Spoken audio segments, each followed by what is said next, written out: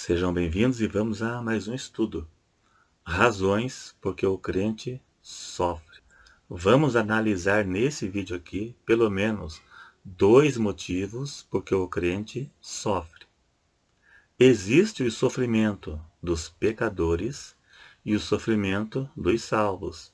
Tanto um quanto o outro sofre. Mas existe a forma de diferenciarmos as duas situações. A causa do sofrimento dos pecadores e a causa do sofrimento daqueles que servem a Deus. Servir a Deus não significa que a pessoa ficará livre de problemas e terá todos os seus problemas solucionados e nunca mais voltará a ter. Muitas igrejas, hoje, nos dias atuais, para atrair público, fazem promessas de solução de problemas. Mas, se Deus tiver um plano na vida de uma pessoa, Deus vai ensinar essa pessoa a lutar para vencer os problemas e ter experiência com Deus.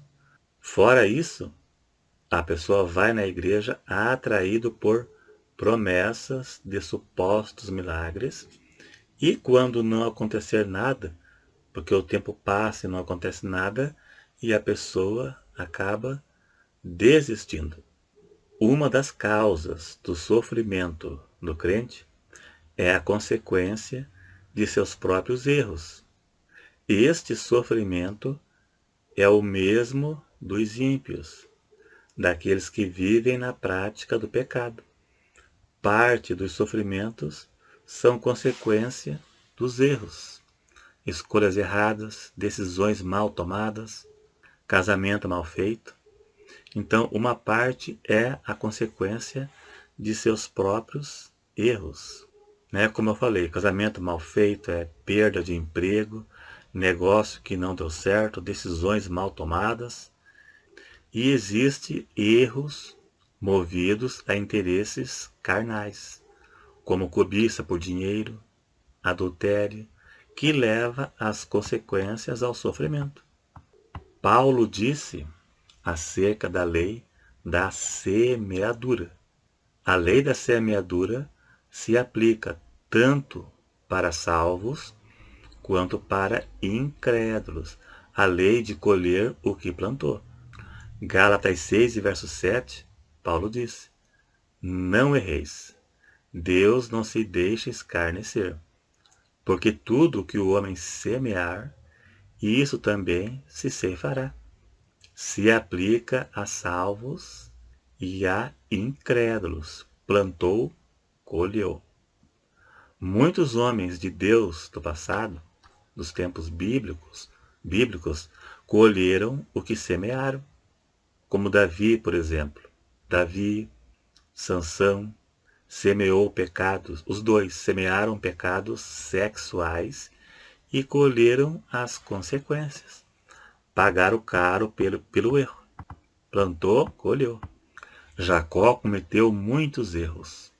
E no final de sua vida, ele disse para Faraó: Poucos e maus foram os dias dos anos da minha vida.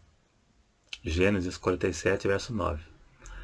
Parte do sofrimento de Jacó foi consequência de seus erros, de ter enganado seu irmão. Ele pagou caro por isso, custou muito caro. Para ele e para sua mãe que o ajudou na astúcia, para enganar seu irmão.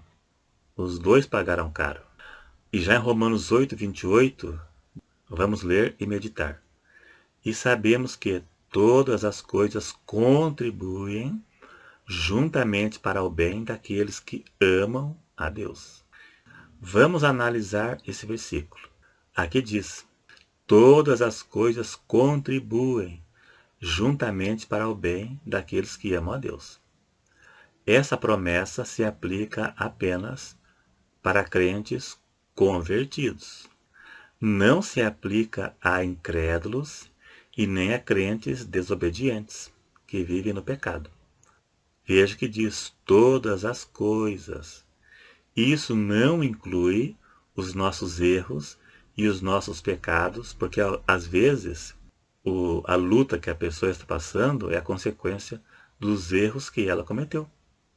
E também ninguém poderá pecar alegando que Deus fará resultar o seu erro em bem, de maneira nenhuma. Se fizer coisa errada e pagar pelo erro que cometeu, o seu sofrimento será consequência do seu erro e Deus não tem nada a ver com isso. Não é provação. Provação é quando a pessoa está em obediência e se acontece algo de mal, foi a vontade permissiva de Deus. Existe a vontade permissiva de Deus, tanto para justo quanto para ímpios, que Deus permite o sofrimento, tanto para aperfeiçoar o crente, para que ele amadureça, e para o pecador, para que ele se chegue a Deus pelo sofrimento. Tudo existe um propósito. Mas quando erra e paga pelo erro, aí são as consequências. Não que Deus não possa intervir, né? Mas poderá pagar o preço primeiro. Existe o mal permitido por Deus, a sua vontade permissiva, tanto para incrédulos como para crentes. Deus permite o sofrimento na terra para que a pessoa se chegue a Deus. Deus permite o sofrimento dos salvos por alguns motivos, para vencer, para crescer e ter experiências com Deus, e até para se preparar para algo maior que virá lá na frente. Veja o caso de Paulo no espinho na carne. Deus não tirou o que causava este mal na vida de Paulo e ele compreendeu. Veja que ele disse, 2 Coríntios 12, verso 8 e 9, acerca do qual 3 vezes orei ao Senhor, para que se desviasse de mim. E disse-me, a minha graça te basta, porque o meu poder se aperfeiçoa na fraqueza. De boa vontade, me gloriarei nas minhas fraquezas, para que em mim habite o poder de Cristo.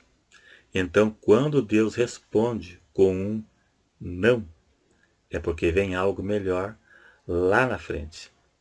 Por isso, precisa passar por isso, para lutar, para crescer, para amadurecer.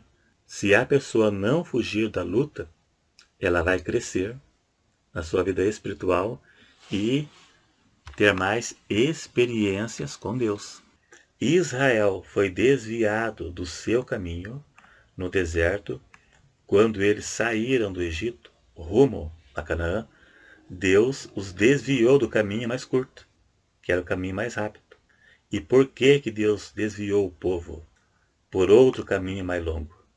Porque tinha os filisteus no caminho mais curto. E Israel não sabia lutar. Eles iam perder. Primeiro tinham que se preparar para enfrentar. E eles não tinham preparo.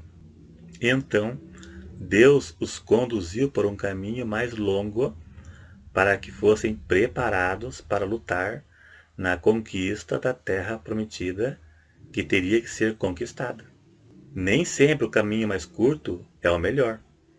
E isso se aplicou a Israel aqui. O caminho era curto, mas não sabia lutar. Então nem sempre o caminho mais curto é o melhor. Muitas igrejas oferecem o caminho mais curto, mas se Deus estiver no negócio, Deus vai conduzir a pessoa pelo caminho que é necessário. Davi, depois que foi ungido rei, ele ficou anos fugindo de Saul para depois ser coroado. José do Egito ficou, acho que, eu não lembro se é 13 ou 17 anos, somando entre prisão e escravo na casa de Potifar, porque tinha algo maior. Ele estava se preparando, Deus estava o preparando para algo maior, como foi também no caso de Davi.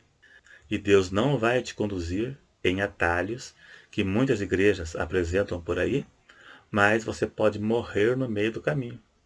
Então, se for algo que Deus esteja no negócio, Ele vai te conduzir para o caminho necessário, e não para o caminho que te apontaram por aí para pegar atalho. Vai ter que aprender primeiro. É isso aí, então. Se gostou, dá aí um joinha. Se não é inscrito, se inscreva e até o próximo.